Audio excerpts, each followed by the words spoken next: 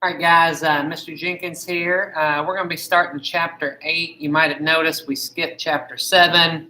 If we have time at the end of the year, we may come back around to that. But for now, we're gonna be in 8 and 9 for a while. So the first part of Chapter 8 are some good fundamental skills, nothing too difficult to understand. That said, very important, right? So the vocabulary here at the beginning, all kind of really important stuff. So a monomial is one term. The degree of a monomial, we'll get to that. A polynomial is multiple terms, so you have a plus or a minus sign in there separating your terms. Standard form we'll talk about. So all this stuff is really important. With that said, we'll go ahead and get to it. Example 1 is about finding the degree of a monomial, right? And again, what's a monomial? That would be one term. All right, so the degree has to do with the power your variable is taken to, all right? So looking at A, you have 5 times x, and that is a monomial because, you know, there's no plus or minus sign. So we could also think of that as 5 times x to the first. All right, so the only exponent I have there is a 1, so the degree here is 1. Or you might say it's first degree. All right, looking at B, this is where it gets a little bit tricky. This one doesn't apply as much moving forward, but you have 6 times x to the third times y squared. So again, that is considered to be one term because there's no plus or minus symbol. And the degree here is not 3, not 2, but it's actually 3 plus 2. Okay, and you know, that's just one of those funky problems that we don't really care about that much. But this would be a 5th degree monomial. Another one I wanted to look at with you, and then I'll let you look at the rest, is this one. All right, so what's the degree of this one? You might say first degree because 4 is equal to 4 to the first, but we're thinking about degree of the variable, all right?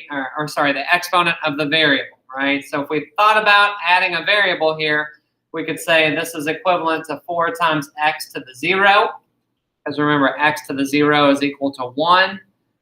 So this is actually 0 degree. So a constant, if that's all your monomial is, that's 0 degree. Okay, so that is a little bit about degree. And just looking at this next example, adding and subtracting monomials. So this looks like not a monomial, but since you have an x squared term plus an x squared term, we would combine like terms in this case. So we would just say this would be equal to 8x squared, all right? So this looks like a binomial, but it's actually a 2nd degree monomial, all right? Same thing on the next one. You have an x cubed y term minus an x cubed y term. So to combine like terms here, we're just taking the 4 minus the 1 to get 3x cubed y. Notice when I add them, nothing changes on the exponents, okay? So moving on. Now classifying, right? So when you get to these on Math Excel, where you're asked to write in standard form and classify, you're probably going to want to come back to this table in the notes, all right? I would say that'd be helpful, okay? So I'm going to start by writing in standard form. So that would be standard form means you write your highest degree to lowest degree, all right? So in this, our highest degree term is 2nd, our lowest is 1st. So we basically just flip those to be 4x squared plus 3x. So that's written in standard form. That makes it easier to classify, all right? So we classify basically in 2 different ways, by the degree and the number of terms, right? So the degree of this one is 2nd, not 3rd. Notice we don't do 2 plus 1 here because these are 2 different terms. So this is a 2nd degree, which we call quadratic. Going to be dealing with lots of quadratic stuff soon. Quadratic. And then we have 1, 2 terms. So 2 terms is called a binomial. All right, so 4x squared plus 3x is called a quadratic binomial. So let's do one more of these. Looking at B, it looks like you have 1, 2, 3, 4 terms, and the way it's written you do, but notice 7x and 4x are like terms. So before we write into standard form, I'm just going to rewrite that as 11x minus 1 plus 5x cubed. Now I'll go ahead and write in standard form. So I want my third degree term, then my first degree term, and then my 0 degree term. So that would be 5x cubed plus 11x minus 1. There's my polynomial in standard form. My degree is 3. Third degree we call cubic. So this is a cubic. And then it's a polynomial with 1, 2, 3 terms. So 3 terms we call a trinomial. 3 terms trinomial. And there's a point where the number of terms, when it goes over 3, there's no special name for it. It'd be like if we had like 5 terms there, it could be a polynomial of 5 terms. All right, so I'll leave C and D for you guys. The biggest types of problems on this lesson are these where we add and subtract the polynomials together, okay? So if you're adding, all right, you can basically ignore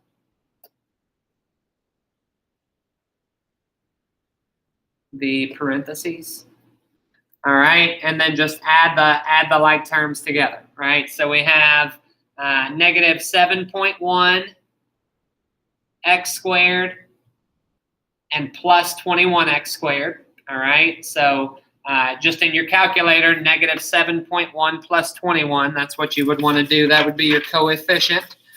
And those add up to 13.9. So that gives me 13.9x squared. Notice nothing changes with the exponent. We have minus 180x and minus 140x. So in your calculator, negative 180 minus 140, or negative 180 plus negative 140. That gives me negative 320, so minus 320x.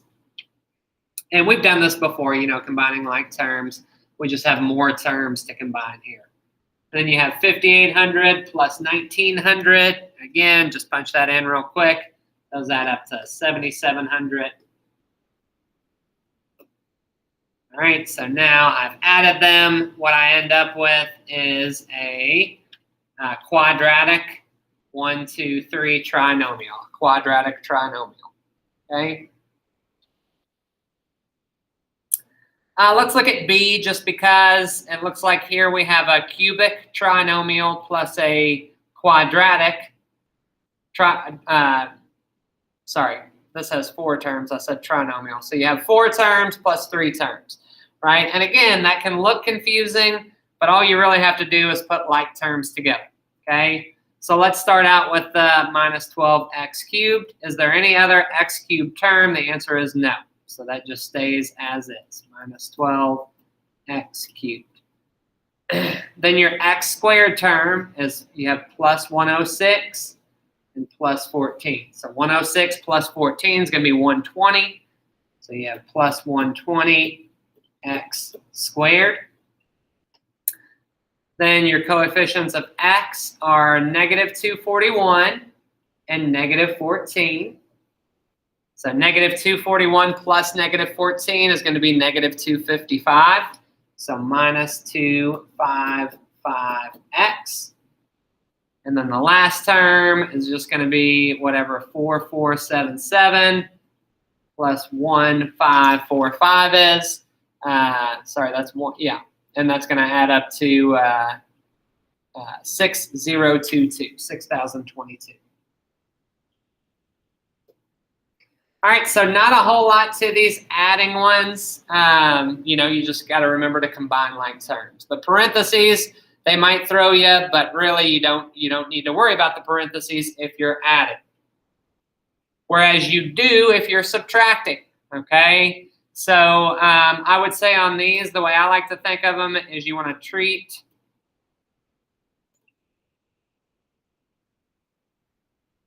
the minus sign as times -1.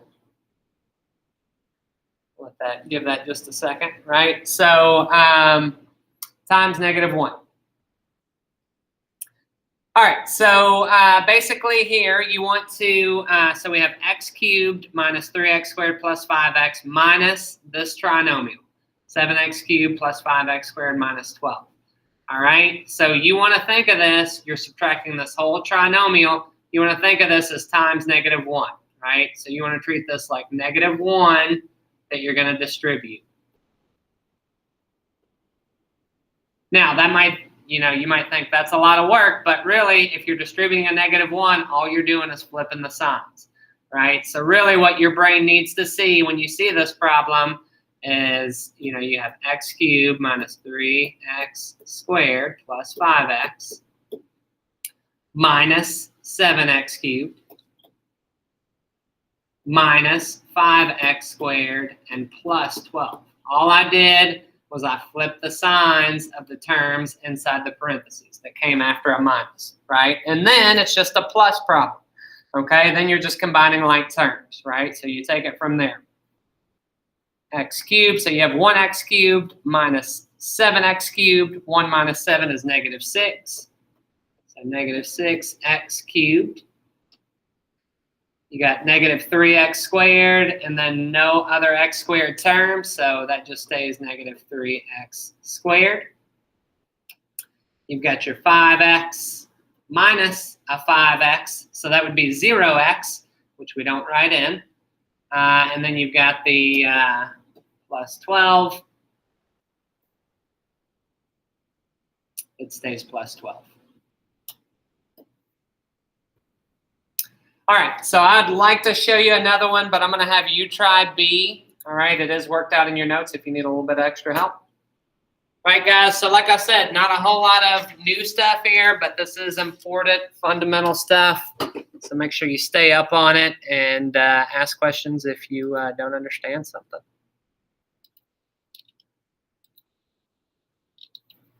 Thanks, guys.